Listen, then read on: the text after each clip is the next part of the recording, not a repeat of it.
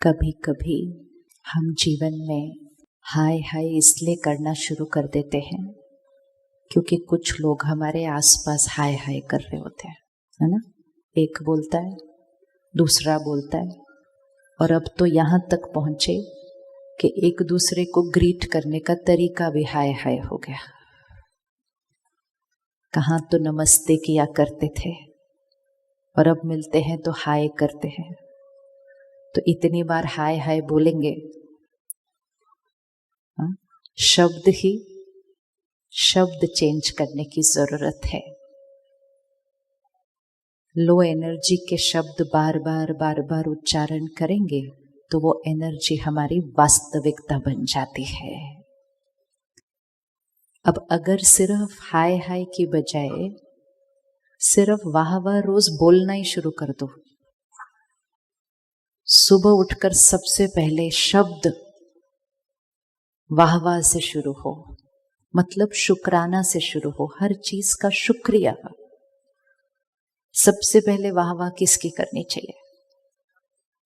सबसे पहला संकल्प, क्योंकि जो सुबह का सबसे पहला थॉट होगा वो सारा दिन की एनर्जी पे चलेगा। सुबह सुबह सबसे पहले वाह वाह किसकी करें? कौन याद आए सबसे पहले? किसका वाह वाह करें सबसे पहले? बताइए कौन याद आएगा सुबह सबसे पहले? तो सबसे पहले वाह परमात्मा का। दूसरा वाह किसका करें? दूसरा वाह किसका करें? दूसरा वाह वाह किसका करें? दूसरा वाह अपने श्रेष्ठ भाग्य का। कितना श्रेष्ठ भाग्य है हमारा। इतनी सुंदर चीज पर अगर छोटी सी एक दो चीजें ठीक ना हो तो बाकी चीजों का वाह वाह करना चाहिए या वो एक दो चीजों को लेके हाय हाय करना चाहिए? क्या करना चाहिए? लेकिन एक बार हाय हाय किया मतलब वो जो छोटी छोटी चीजें जो ठीक नहीं थी उसका ही चिंतन करना शुरू किया तो इतनी सारी जो इतनी बढ़िया थी उनका चिंतन करना ही बंद कर दिया। तो फिर उस जीवन में उन लोगों में नुक्स ही दिखाई देंगे, गलतियां ही दिखाई देंगी, कमजोरियां ही दिखाई देंगी, क्योंकि चिंतन वो वाला करना शुरू किया। ज्ञान और मेडिटेशन क्या सिखाता है? चिंतन की धारा को बदलता है कि चिंतन किस चीज का करना है। सारा दिन में एक दिन चेक करना कि जितने सारे लोगों से हम मिलते हैं, जिनके साथ हम रहते हैं, जिनके साथ हम काम करते हैं, क्या हमारे मन पर कभी कभी उनका कमजोरियों का चिंतन होता है? किस किस को अपने आसपास के लोगों की कमजोरियों का चिंतन होता है? किसी को भी नहीं। किस किस का सारा दिन आसपास के लोगों की विशेषताओं का चिंतन चलता है? ऐसा तो हो ही नहीं सकता कि दोनों में से किसी का भी नहीं चले, क्योंकि लोगों का चिंतन तो बहुत चलता है सारा दिन। एक इक्वेशन याद रखनी है, जिस चीज का हम चिंतन करेंगे वो हमारे चित्त का हिस्सा बन जाएगा। जिसका हम चिंतन करेंगे वो हमारे चित्त का हिस्सा बन जाएगा, और जो हमारे चित्त का हिस्सा बन जाएगा धीरे धीरे वो हमारे संस्कारों का हिस्सा बन जाएगा।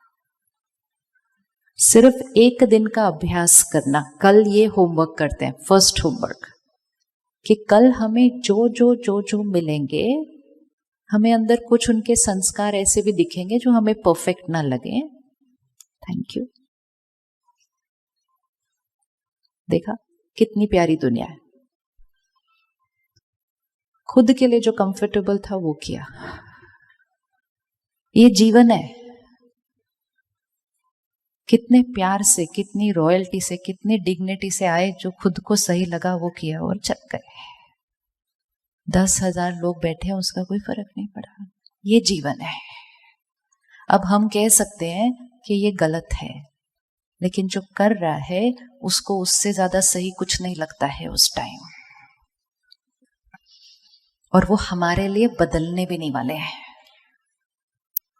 लेकिन हम उनको गलत गलत गलत गलत बोल बोल के अपने जीवन को हाय हाय बना लेते हैं, क्योंकि हमें सारा दिन में कोई ना कोई कुछ करता हुआ दिखाई दे देता है जो हमारी डेफिनेशन ऑफ राइट से मैच नहीं करता है। तो हम चाहते हैं कि वो बदल जाए। वो बदलने के लिए रेडी नहीं है। क्यों रेडी नहीं है? क्यों रेडी नहीं है बदलने के लिए? आपको किस किस को यह अनुभव है कि आपने किसी को राय दी लेकिन वो फिर भी नहीं बदले? शहर का नाम ही रायपुर है। शहर का नाम ही रायपुर है। किस किस को यह अनुभव है कि दूसरों को राय दी लेकिन वो फिर भी नहीं बदले? और दूसरे मतलब अपने अपने बच्चे, अपना परिवार, अपने आसपास। किस किस को यह अनुभव है दूसरे को राय दी लेकिन वो नहीं बदले हैं? उनको कितना कहा तुम्हारे अच्छे के लिए बोल रहा हूं, तुम्हारे अच्छे के लिए बोल रहा हूं, लेकिन उनको उनका अच्छा समझ नहीं आता। और क्योंकि उनको उनका अच्छा समझ नहीं आता, हम परेशान होते हैं, चिंता में होते हैं, नाराज होते हैं, उदास होते हैं। वो मौज में फोटो खिंचवा के चले जाते हैं, हम हाय हाय करते जा जाते हैं। वो कितने प्यार से भाई आके फोटो खिंचवा के चला गया, इतनी अच्छी स्माइल की, पता ही नहीं चला मुझे कर क्या रहे। ये जीवन है, हर एक अपने अनुसार चलेगा। अपने संस्कार, अपनी पर्सनालिटी, अपने कर्म, हमारे ऊपर चॉइस है कि हम औरों को उनके अनुसार चलते हुए देखकर हमारी सोच कैसे चलने वाली है। अगर हम कहें मेरे घर में फलां भी ऐसा है, ये भी ऐसा है, ये भी ऐसा है, मेरी जीवन वाह वाह नहीं हो सकती है, क्योंकि मुझे कैसे कैसे लोगों के साथ रहना भी पड़ रहा है और कैसे कैसे लोगों के साथ काम भी करना पड़ रहा है। अगर अपनी सोच नहीं बदली तो दुनिया के परफेक्ट लोगों के साथ रहकर भी हाय हाय करेंगे। और अगर अपनी सोच बदली तो कोई के साथ रहेंगे जिसके अंदर 99 कमजोरियां हैं, सिर्फ एक विशेषता है, लेकिन तो भी खुद की जीवन वाह वाह हो जाएगी, क्योंकि उसकी विशेषता देखने की आदत पड़ जाएगी। It does not depend on them, सामने वाले पे डिपेंड नहीं करता। सारा परिवर्तन का खेल, जो मैजिक है, वो यहां है। जिन लोगों को हम राय देते हैं वो राय क्यों नहीं मानते? वैसे हमारी कभी हमने सोचा क्यों नहीं राय मानते? और हम उनको बोल बोल के थक जाते हैं और परेशान हो जाते हैं और दुखी भी हो जाते हैं कि ये हमारी राय नहीं मानते। और स्पेशली जब वो परिवार हो, बच्चे हो, राय नहीं मानते। क्यों नहीं मानते वो राय? क्योंकि वो जो राय हम उनको देते हैं, हम अपने संस्कारों अनुसार देते हैं। सामने वाले ने, जिसने वो राय को धारण करना है, उसने अपने संस्कारों अनुसार करना है। सारा दिन में सिर्फ ये याद रहे कि आत्मा है, जर्नी पर है लंबे। हर जीवन में अनेक संस्कार बने। अभी अभी सुरेश भाई ने अनुभव में कहा, अनेक जन्मों के संस्कार लेकर आया हूं। हर जीवन में अलग अलग परिवार, अलग अलग परिस्थितियां, अलग अलग माहौल, कभी कभी तो अलग अलग देश, कितने अलग अलग अलग अलग संस्कार।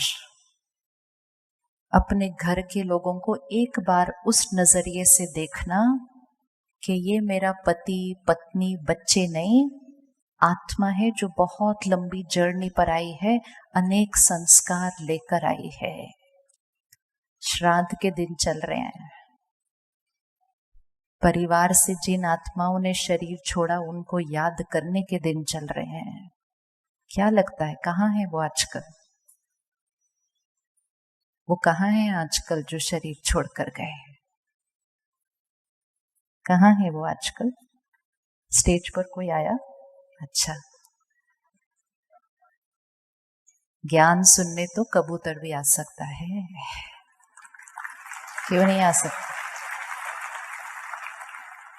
जो आत्माएं हमारे परिवार से शरीर छोड़कर गई, वो आज कहाँ पर हैं?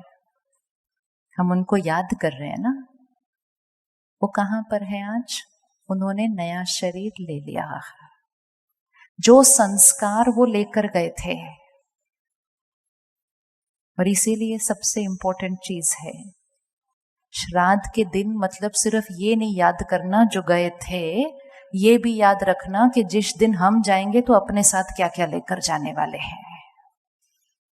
एक क्षण आएगा, पता नहीं होता कब शरीर छोड़ना है। अगर हमें ये पता चले कि आज रात को शरीर छोड़ना है 12 बजे, 1 मिनट आंख बंद करो। इतनी पावर होनी चाहिए कि एक कबूतर हमें डिस्ट्रैक्ट ना करे। हम शक्तिशाली आत्मा है। 1 मिनट अपनी चेकिंग करें। अगर आज 4 घंटे के बाद शरीर छोड़ना हो, टाइम पता चल चुका है, तो मैं आत्मा इस 4 घंटे में क्या क्या करूंगी। 4 आवर्स, 4 घंटे हैं। 4 घंटे में क्या करेंगे, अच्छे से चेक करना।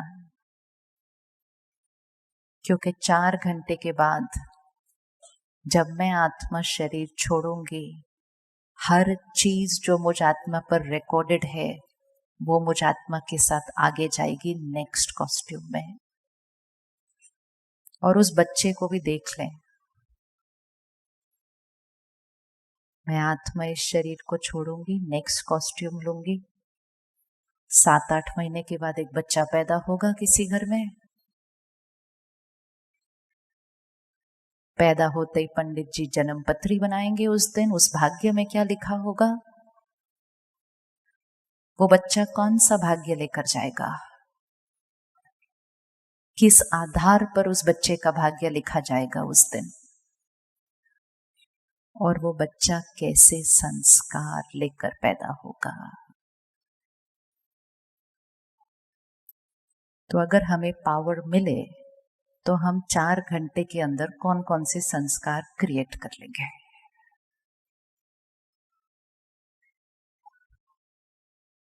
सबने चेकिंग की अपनी चेकिंग की।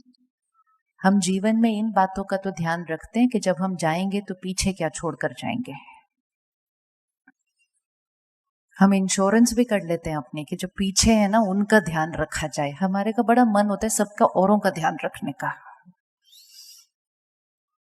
हम ये नहीं ध्यान रखते हम साथ में क्या लेके जाने वाले हैं, पीछे क्या छोड़ जा रहे हैं उसका ध्यान रखते हैं। स्पिरिचुअलिटी मतलब इस बात का भी ध्यान कि साथ में क्या लेके जाएंगे। जब कोई शरीर छोड़ता है और हम जाते हैं अंतिम संस्कार के लिए, तो इतना वैराग्य आता है उस टाइम पे, तो लोग कहते क्या लेकर गए, सब कुछ तो पीछे ही छूट गया। और कुछ घंटों के लिए काफी वैराग्य आता है, क्या जीवन है, कुछ भी तो नहीं है, पर थोड़ी देर ही रहता है वो घर पहुंचने तक। वो डिटैचमेंट आ जाती है वो थोड़ी देर के लिए, वैराग्य आता है, उसको कहा जाता है शमशानी वैराग्य, कि क्या लेकर गए साथ में। और फिर दुनिया ने कहा खाली हाथ आए थे, खाली हाथ जाना है। सच नहीं है, सच ही नहीं है। ना हम खाली हाथ आए थे, ना हमने खाली हाथ जाना है। जो सब कुछ दिखता है वो ना लेकर आए थे ना लेकर जाना है। जो नहीं दिखता है वो लेकर भी आए थे और लेकर भी जाना है। क्या क्या छोड़ देंगे पीछे। 12 बजे जब शरीर छूटेगा क्या क्या छोड़ेंगे पीछे। फर्स्ट, सब कुछ जो कमाया वो छूटेगा, परिवार छूटेगा, शरीर भी छूटेगा। साथ क्या जाएगा, आत्मा जाएगी, तो आत्मा के साथ क्या जाएगा, संस्कार और सारे कर्म वो रिकॉर्ड होते हैं इस आत्मा पर और वो जाते हैं। और इसीलिए सेम क्षण, सेम ग्रह, लेकिन अगर 2 बच्चे उसी क्षण उसी ग्रहों के प्रभाव में पैदा होते हैं, फिर भी दोनों का भाग्य बिल्कुल अलग अलग होता है। किस आधार से भाग्य बना, किस आधार से भाग्य बना। एक ही घर में एक ही माता पिता के उसी क्षण 2 बच्चे पैदा होते हैं, ग्रह भी वही, समय भी वही, माता पिता भी वही, फिर भी दोनों बच्चों का भाग्य बिल्कुल अलग अलग होता है। क्यों अलग अलग होता है? क्योंकि वो आत्मा जो लेकर आई है वो अलग अलग है। कोई बच्चा बहुत शांत है, कोई बच्चा बहुत नाराज हो जाता है जल्दी जल्दी, कोई बच्चा रोता बहुत है, कोई बच्चा डरता बहुत है, कोई बच्चा अपनी सब कुछ लोगों के साथ शेयर करता है, कोई बच्चा अपने खिलौने किसी को भी नहीं देता है। वो ऐसे होता है। तो अपने आप को चेक कर लो कि मैं जो बच्चा बनूंगा वो कैसा वाला बच्चा बनूंगा। खुश रहने वाला, सदा हंसता रहने वाला, या छोटी छोटी बातों में रूठने रूसने वाला, दूसरों के साथ चीजें बांटने वाला, या हमेशा अपनी चीजें ऐसे पकड़कर रखने वाला, दूसरों की सफलता में खुश होने वाला, या दूसरों की सफलता से ईर्ष्या करने वाला। मैं कौन सा वाला बच्चा बनूंगा? जो पीछे रह जाएगा उस पर इतनी मेहनत होती है, और जो साथ जाएगा उस पर सारा दिन में थोड़ा सा ध्यान कम है। तो जो श्राद्ध के दिन आते हैं, ये सिर्फ इसलिए नहीं आते हैं कि उनको याद करो जो चले गए, लेकिन वो इसलिए आते हैं कि ये याद करो कि आपने भी ऐसे ही जाना है।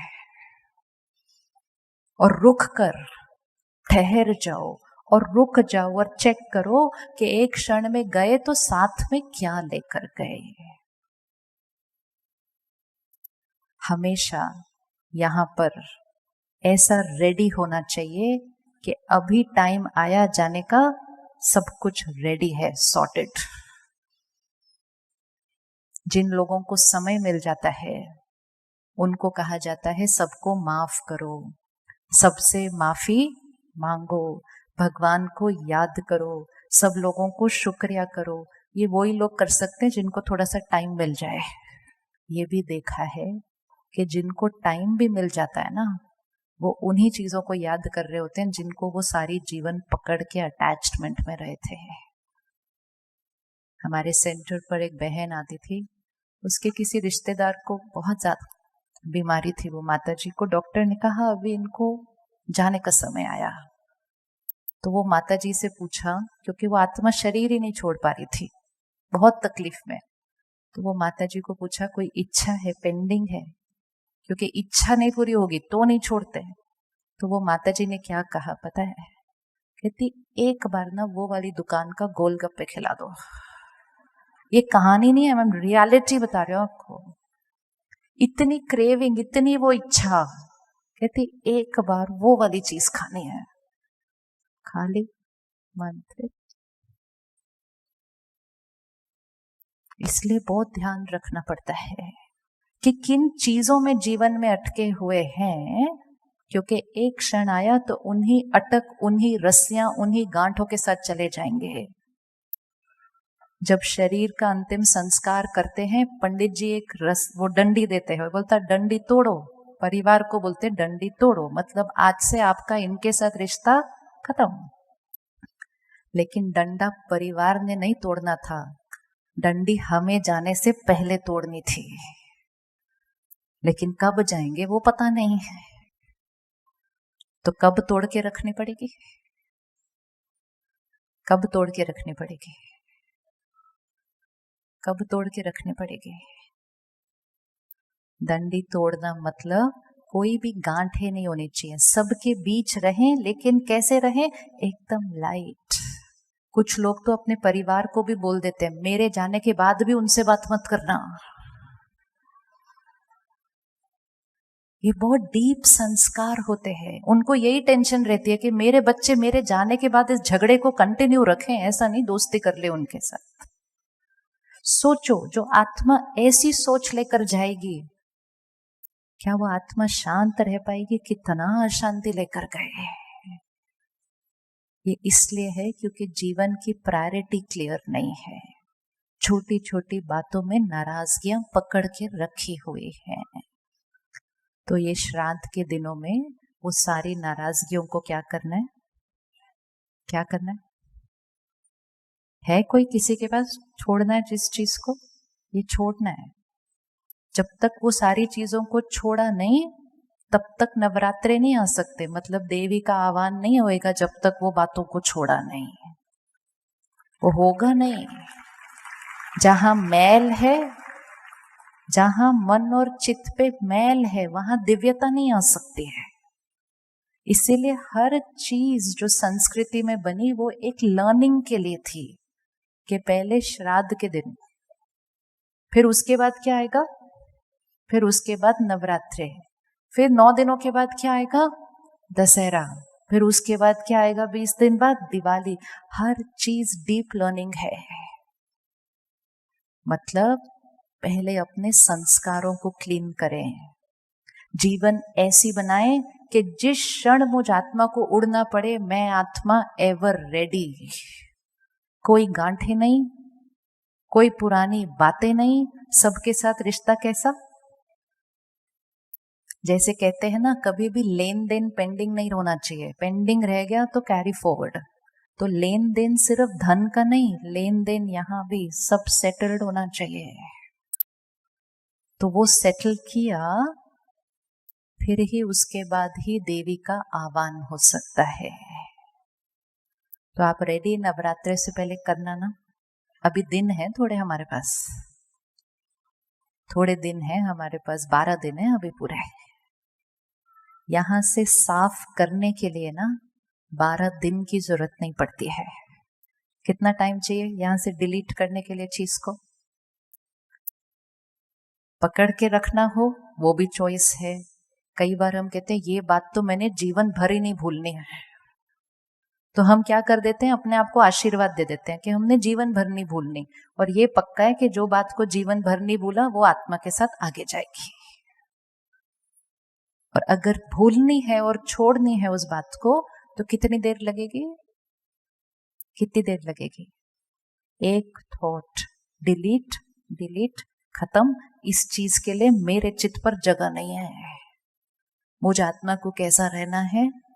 Light, flying angel, ready to live. 1 minute आंख बंद करें और अपने चित्त पर पड़ी हुई कोई बात को चेक करें।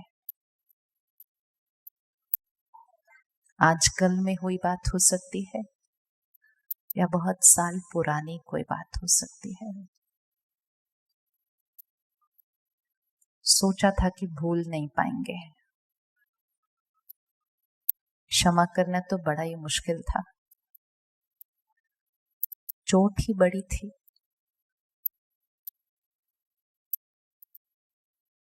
लेकिन 4 घंटे के बाद जाना है,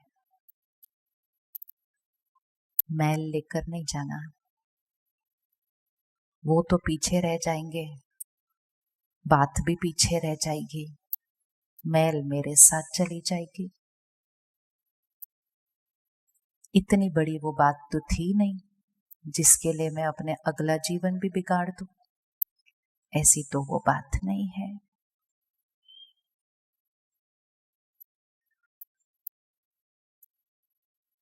अपने आप से प्रतिज्ञा करते हुए कि आज मैं आत्मा अपने आप से प्रतिज्ञा करती हूं कि इस सिर्फ एक बात को सिलेक्ट करना, सिर्फ एक बात, कोई एक चोट,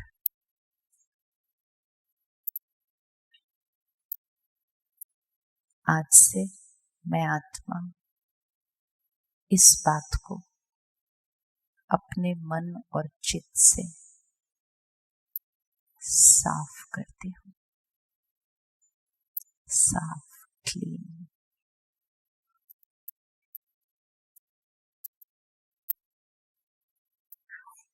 मैंने ही पकड़ा हुआ था और मुझे ही छोड़ना है। पकड़ना भी मेरा चॉइस था, छोड़ना भी मेरी चॉइस है।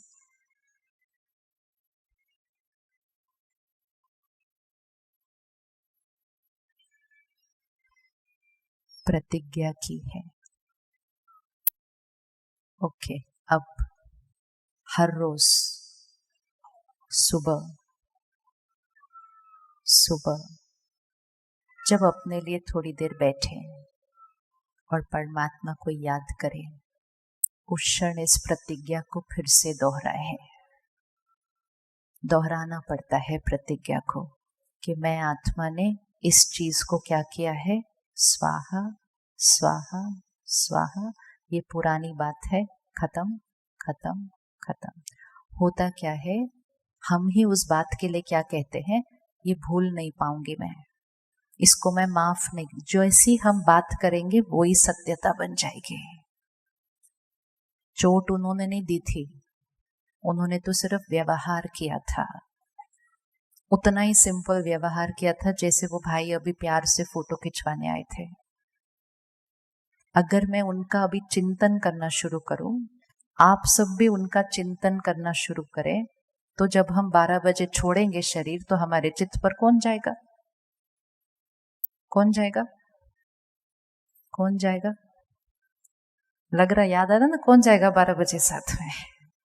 इसलिए बड़ा क्लियर होना चाहिए कौन कौन यहाँ होना चाहिए और उनकी कौन सी बात होनी चाहिए, कौन सी स्मृति होनी चाहिए, विच मीन्स मुझ आत्मा के कैसे कैसे संस्कार होने चाहिए। परमात्मा को याद शरीर छोड़ने के टाइम नहीं करना होता, जीवन काल में नहीं अगर किया तो जाते समय भी नहीं होगा, और अगर जीवन काल में करते रहे तो जाते समय कोई और याद आएगा नहीं। याद वही आएंगे जिनको सारा दिन याद करते थे। तो आज जिन जिनको आप अपने साथ आगे नहीं लेके जाना चाहते उनको डिलीट कर देना आज सीडी पे से। ये सीडी है जिसपे बहुत सारे गाने रिकॉर्डेड है, जो गाना पसंद नहीं डिलीट करना पड़ेगा। जब आत्मा शरीर छोड़ेगी वो सीडी यहां से निकलेगी, दूसरे प्लेयर में जाएगी, वही के वही गाने बजेंगे जो साथ में लेके गए, वही के वही गाने बजेंगे। किसी के अंदर अभी झूठ बोलने का संस्कार है, वो बच्चा 2 साल की एज से झूठ बोलना शुरू करेगा। उसके मम्मी पापा बोलेंगे अभी तो स्कूल भी नहीं गया, इसको झूठ बोलना किसने सिखा दिया? सिखाना नहीं पड़ता, सीखे सीखे आए हम वहीं से, बहुत प्रैक्टिस करके आए हुए हम पहले से। छोटे छोटे बच्चे 3 साल के पहली बार स्कूल जाते हैं, किसी की पेंसिल रबड़ ही उठा के ले आते हैं। मम्मी पापा को टेंशन होने लग जाती है, ये मेरे बच्चे को ये सब किसने सिखा दिया? सीख कर आए हैं। इसलिए बहुत अटेंशन कि वो ही संस्कार हो जो आज भी सुख देते हैं, आगे भी सुख देंगे। ये लॉन्ग टर्म इन्वेस्टमेंट है, लॉन्ग टर्म इन्वेस्टमेंट है। सारा दिन की छोटी छोटी बातों में इधर का बिजनेस करने में कोई ऐसे कर्म और संस्कार न बना लें जो लॉन्ग टर्म इन्वेस्टमेंट में नुकसान कर देते हैं। धन कमाएं, बहुत कमाएं, लेकिन याद रखें वो धन परिवार एंजॉय करेगा, संस्कार हमें एंजॉय करने पड़ेंगे आगे। तो गलत कर्म करके धन पीछे अगर उनके लिए छोड़ दिया, वो तो एंजॉय करेंगे, नुकसान हमारा होने वाला है आगे। तो बहुत बहुत बहुत अटेंशन से, वो जो आत्मा ने देकर क्या जाना है सबको, वो इम्पोर्टेंट नहीं है, ज्यादा इम्पोर्टेंट है मुझ आत्मा ने साथ लेकर क्या जाना है।